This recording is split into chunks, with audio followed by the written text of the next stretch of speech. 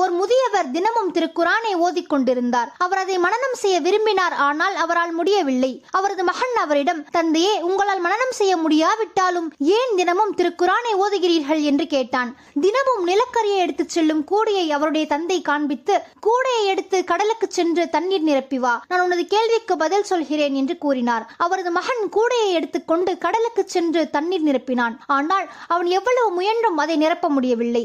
மகன் தன் தந்தையிடம் திரும்பிச் சென்று, இந்த கூடையில் தண்ணீர் நிரப்ப முடியவில்லை என்று கூறினான். அவனுடைய தந்தை மீண்டும் அந்த கூடையை காண்பித்து, மகனே, நீ எதையாவது கவனித்தாயா என்று கேட்டார். ஆம் தந்தையே, நாம் நிலக்கரியை எடுத்துச் செல்லும் கூடையின் நிறம் கருப்பாக இல்லை என்று பதிலளித்தான். அவனுடைய தந்தை தொடர்ந்து கூறினார், திருக்குரான் கடல் நீரை போன்றது. அதை நாம் எண்ணியது போல் மனனம் செய்ய முடியாவிட்டாலும் அது நம் மனதில் உள்ள அழுக்குகளை நீக்கி நமது இதயத்தை சுத்தம் செய்யத்தக்கது. சகோதர சகோதரிகளே, இன்ஷா அல்லாஹ் நம் அனைவருக்கும் தினமும் குர்ஆன் ஓதும் பழக்கத்தை தந்தருள்வானாக. ஆமீன்.